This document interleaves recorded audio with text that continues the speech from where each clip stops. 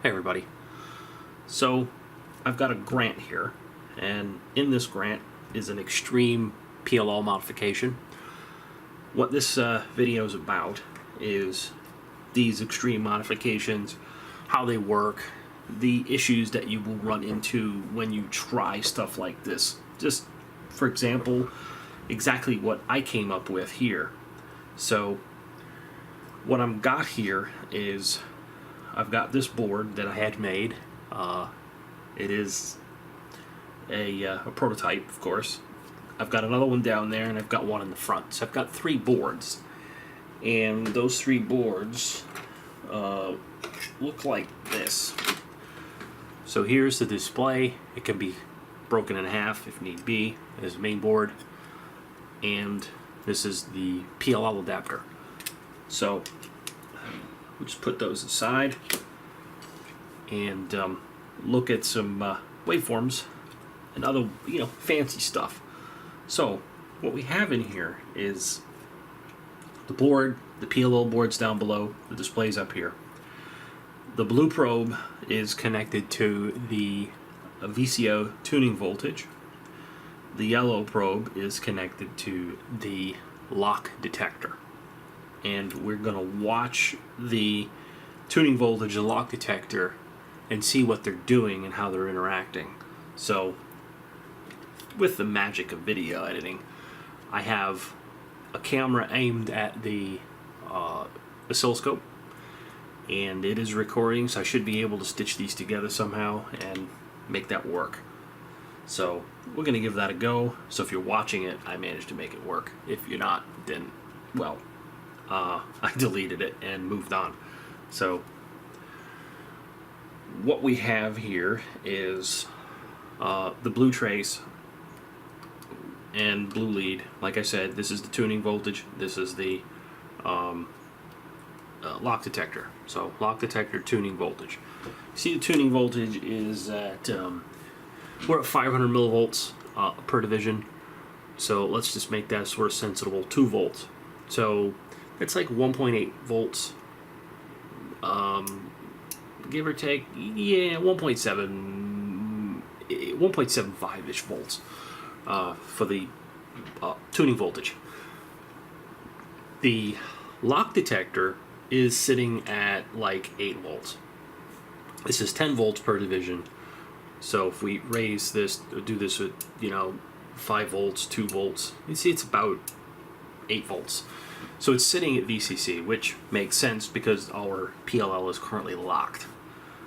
Radio is on channel 20, so I'm getting some bleed over RF into the leads because of course they're all around the coaxes everywhere, laying next to each other. So we're getting bleed through into that. So our tuning voltage looks like it has RF, but it doesn't. 27205 on the nose. So that's good. Now, when I change the channel, you'll see that tuning voltage increase. So if I go from 20 to, say, 40, see the tuning voltage on the blue trace going up. That's channel 40 right there, and that's channel 20. So it didn't seem like it went up very much. I mean, what? Half a volt, No, not half a volt. Like, I don't know, what is that? 250 millivolts increase. So, not that much. So, what we're gonna do is we're gonna take this thing all the way to the top. We're gonna go as far as we can go. If you could guess where the voltage stops, then you get a gold star. So up and up and up.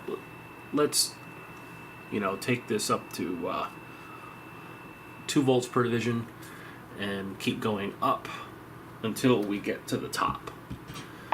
So we're getting close to the top, and if you watch that yellow trace, you'll start to see some interesting things. I don't know how visible that is going to be on the other camera here, so let's just see what happens. So we're approaching the top. And if you guess the top's 8 volts, then you got your gold star. So our PLL operates at 8 volts. So when we start approaching 8 volts, you start seeing noise on the lock detect line. You start seeing those downward pulses. This particular PLL, when it starts to go out of lock, or when it has an out of lock condition, it pulses negative.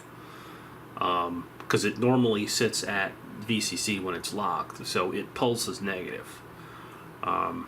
So we can see the pulses, more and more pulses appearing. That's because it is slowly, it's able to kind of keep it locked, but it's really struggling, and it at some point it doesn't work anymore. It can't do it, and that's when I hit 208 on the display. But 208 is supposed to be 29 something megahertz. We can look here. The radio is it's not. It's transmitting, but it's got that fluttering, white. If there was an LED on the transmit and the TXRX light, the green and red light, you'd see it flickering really fast. But that's about 29.07 megahertz.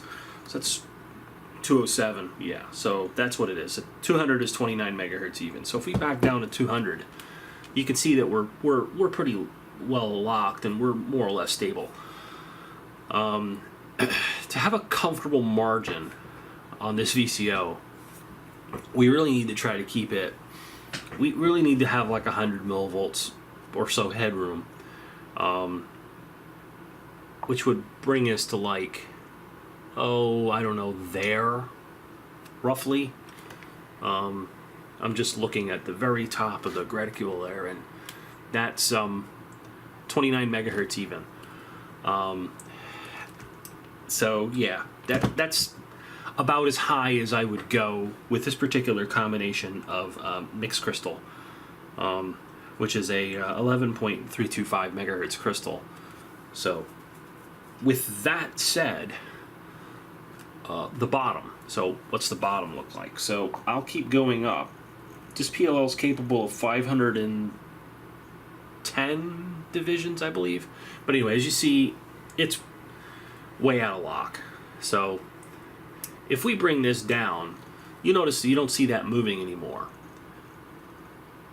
Okay, so we're going to go down, and now you see it going down. It's locked again. And that's because right here, it's just at VCC, and we can't raise the tuning voltage anymore. We just don't have any more room. So the VCO can't go any higher than this. So it's essentially its top frequency. And that's what's going to vary from VCO to VCO. So this is 5 volts of division, and that's about 8 volts, a little over 8 volts from my vantage point. So for grins, I'll just real quick look and see what VCC is. So let's see what pins are VCC. I think it's 1. 8.1 volts. So I knew it was a little over 8 volts. So 8.1 volts. So 8 volts is essentially, our top. We can't go any higher than that. It just won't do it. So now we're going to go down. We're going down, or up rather, until we get to, we cycle around to 300, and we go down to 26 megahertz, and now bam. As you can see, the tuning voltage, that's the top end, that's the bottom. We'll go back to our 2 volts of division. That's the top. You can see our 8 volts. And bam, we're at the bottom. And that's like under a volt. So if we go to 500 millivolts of division, that's 725 millivolts, give or take. We have noise on our lock detect. It's still not happy. And that's because we're at the bottom. And even though it's working, we're still having those negative pulses.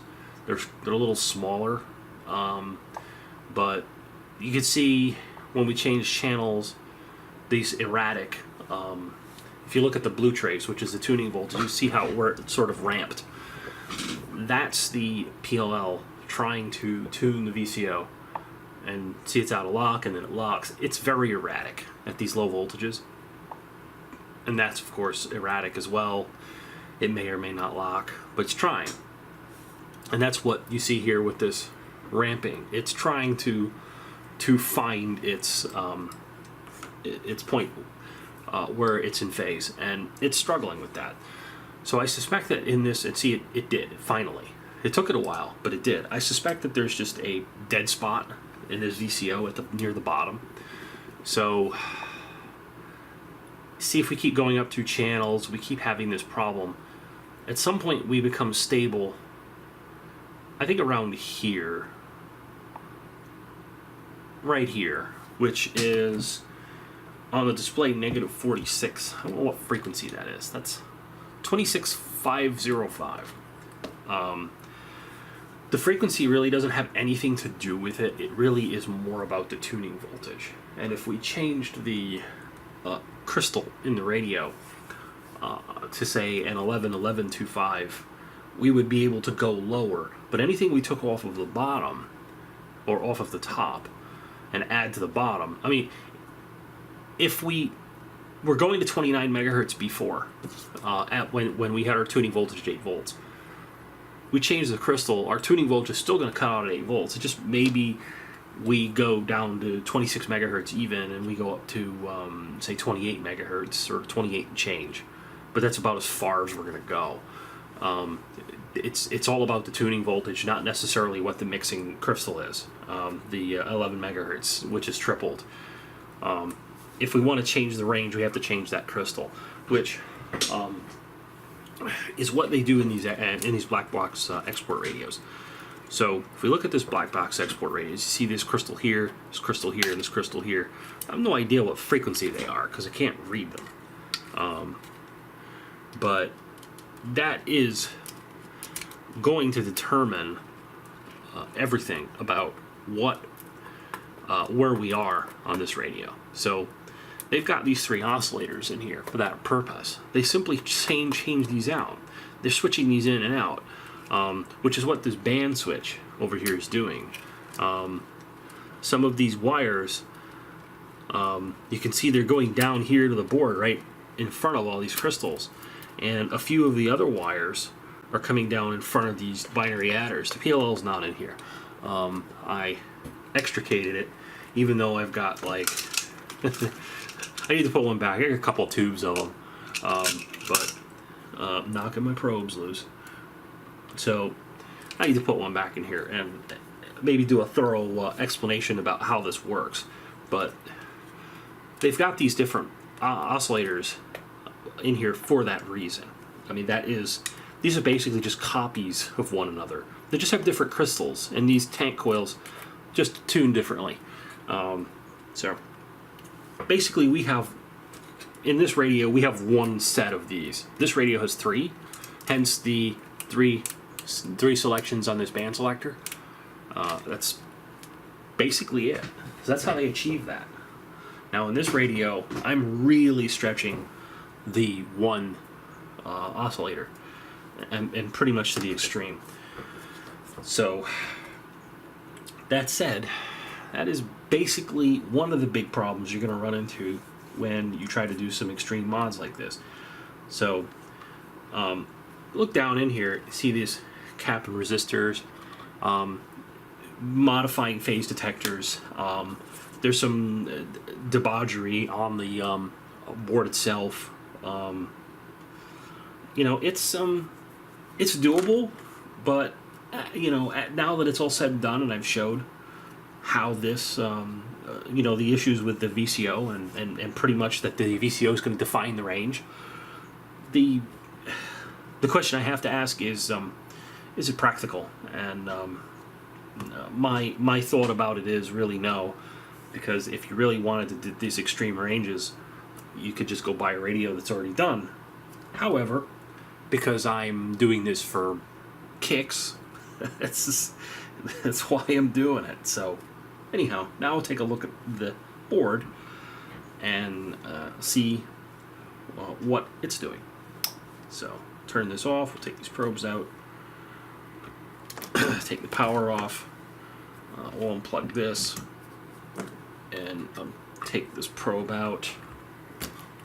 We'll flip this guy over and have a look. So, here we go. Nothing too fancy. Just a microcontroller, some peripherals, some transistors, typical logic circuit stuff.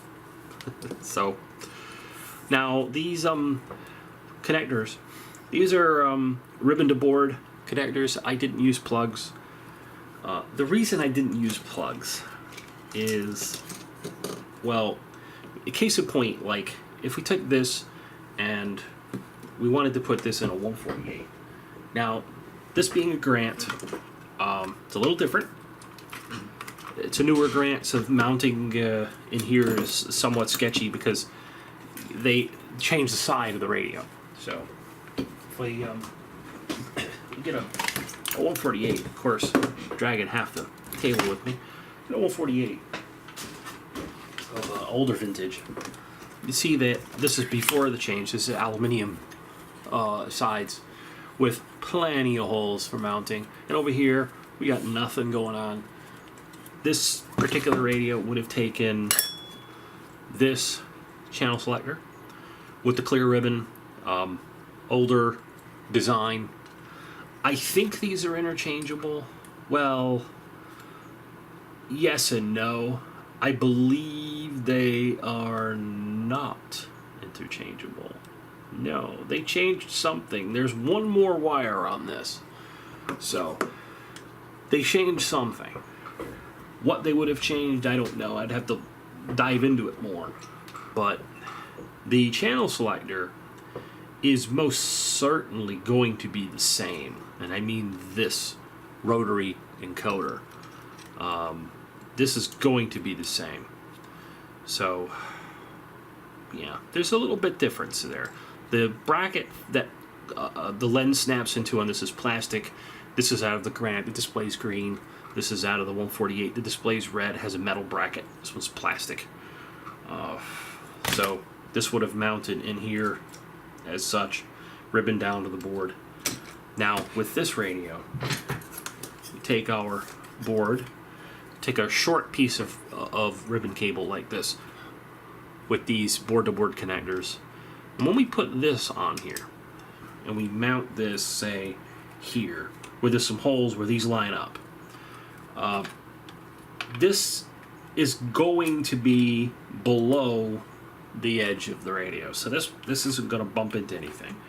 But if we were to put a plug on that, and we put that there, and we mount it, it'd be about there. The plug is still below the radio, but when we put the male plug, when we put the female into it, it's going to stick out too much, and then we wouldn't be able to put the covers on. So we would have to mount this lower, and you can mount it lower and make it fit, and it will definitely fit. So the issue becomes, well, if I'm just taking the I/O, and mind you, this is capable of driving.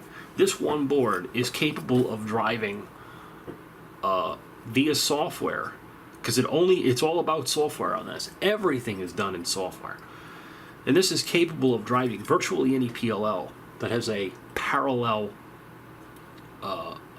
programming capability. But what's also interesting about this is that there's two headers in this board, and this is capable of driving an I2C device or an SPI device. So, provided that they don't interfere with the, as far as the SPI, as far as it does not interfere with, well, the SPI wouldn't interfere with anything. But with the I2C, provided the address is not the same as peripherals that I'm already using on the board. So, we wouldn't have a problem with that, as long as the address is different. So if a PLL requires a I2C data stream, I certainly could control it with this. Well, for 4 pins, 3 if I don't need to power it. SCL, SDA, ground. That's it. Wire that into the PLL that you want to control provided that I can talk to it, I can program it. Now, the display, now here's the problem with multiplex displays, which is why this is the way this is. We have a display, we have our driver. Really short ribbons are good. The reason they're good, because this would go here, and ideally this would mount about here, and the ribbon would be really short. So say like right here, because that was the original intention, it was about here. So the reason the ribbon is really short like that is because these things are just bastions of RF. The closer the display is to the driver, the less EMI that will be put off of this.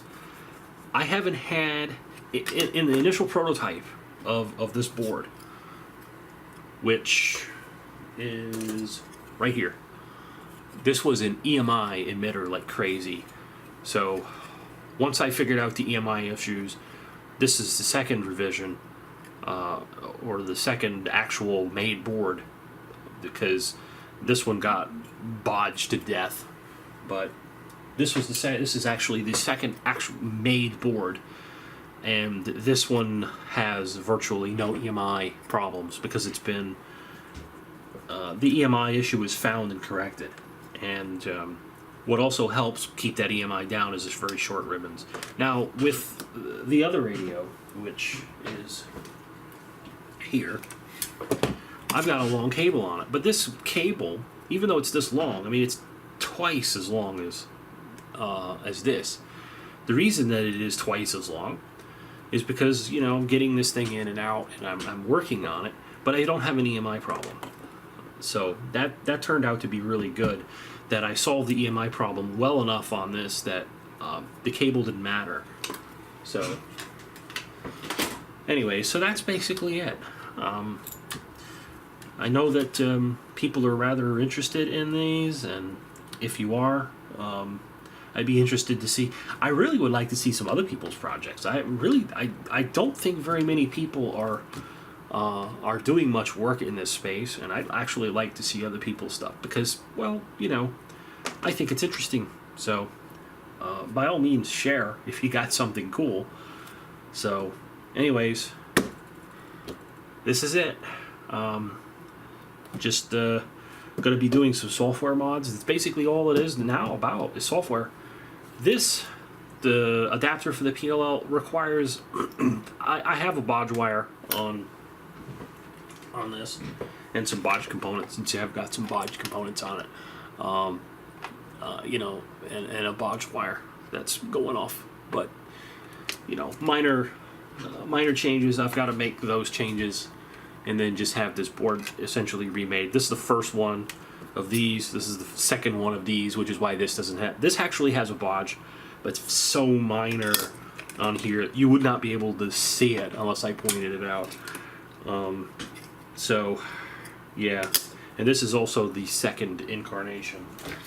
The first incarnation was because I had trouble getting the board house to understand mostly language barrier, that I wanted to slice in between. I wanted mouse bites in between these, and they just didn't really understand what I meant by mouse bites.